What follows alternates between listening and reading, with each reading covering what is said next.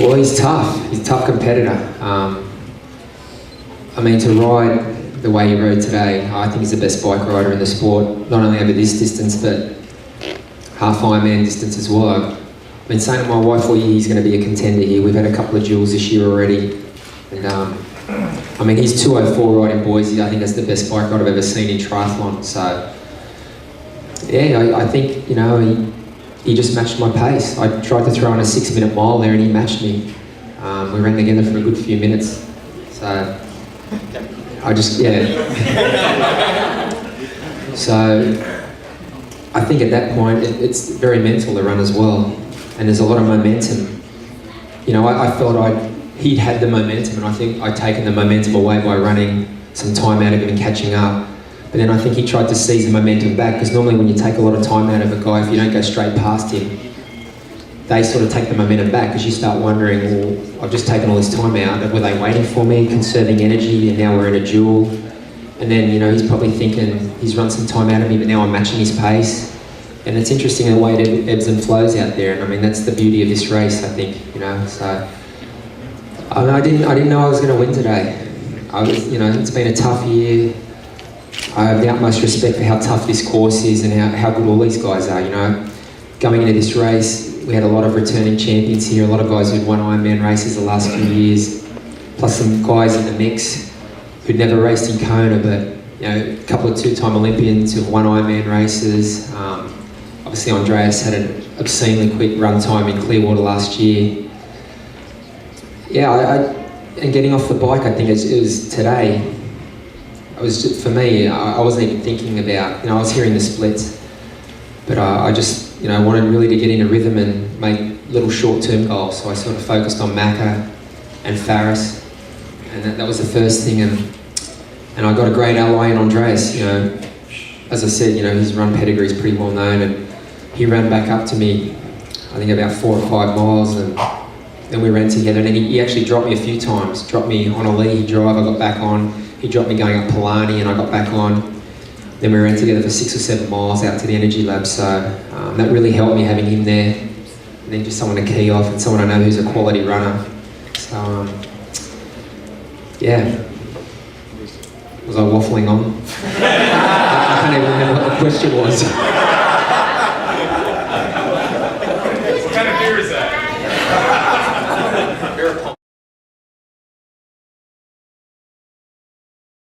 I don't think I attacked, I found a rhythm, you know. It had been a tough run for me, but the energy level was the best part of my marathon today. So, yeah, I just didn't feel I had the sort of that fluid motion I had going last year, where it felt comfortable, and I thought I could have upped my pace and run maybe 3 or 4 minutes quicker last year, but I didn't have to, obviously, at the end.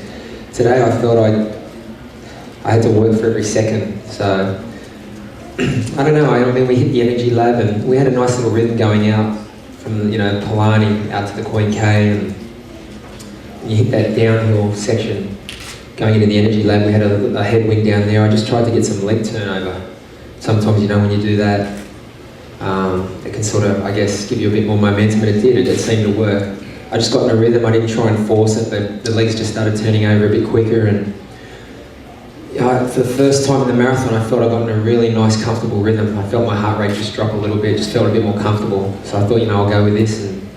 And then obviously I got a good sider on Chris at the turn, and also on Andreas and Rasmus and the other guys coming out of the turn. And I remember reading Tim DeBoom's story about his second win when he had Peter was 40 seconds behind him at the turn, and he said he just relaxed to the top of the energy lab, and then his plan was to go from there. So I thought, oh, you know, that's a good plan. I'll try and keep this rhythm, get to the top of the energy lab and turn right, and then try and turn it on. Fortunately, I mean, I guess I caught Chris, but I think the energy level was certainly the best part of my run. It wasn't a strategy, just, I do it to feel, that's all.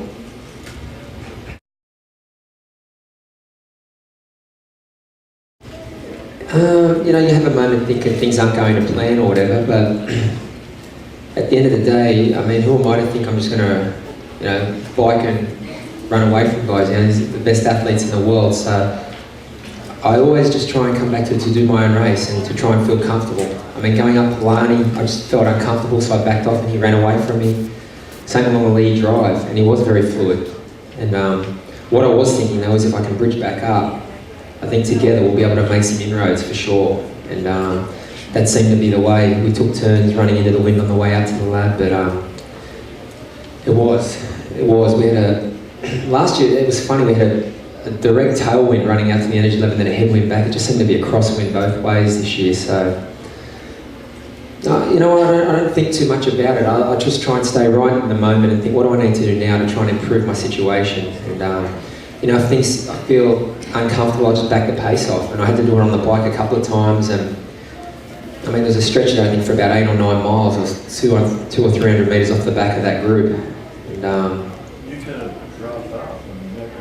yeah, totally. I mean, that's racing. And but you know, I just hung in there. As I said, my main goal coming in this year was just to give a worthy title defence. You know, I didn't come in here thinking I have to win or I have to get top 5. I thought if I put up a good performance, that's all I can do. So many great athletes, you never know. But yeah, I mean, I didn't have much say. Certainly when Chris rode away, I mean, you know, you never let people go, they just go. You're riding, you're racing, they're doing their race. And same when Andreas dropped me, I didn't have much say in it. I just thought, just try and regroup and do the best you can.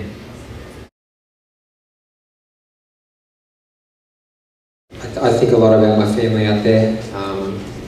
You know, I've said it before, they sacrifice a lot. We travel around, and Lucy doesn't see her cousins for, you know, 7 months of the year. Austin's never seen some of his cousins, so he's 5 months old. So I certainly feel, I don't know, not an obligation or a pressure, but all the people who, and I'm sure all the guys would agree, the people who contribute to your career, family, training partners, sponsors, everyone, it's not a weight, but you feel, not that you want to let people down, but you really want to race well to give them something, to give something back. You know, they're going to support you regardless, but it's nice to give something back with a good performance, and I certainly try to draw on that. And I've said it all along, I think this race is mental too. I mean, you say, what do you draw on? You draw on whatever you can.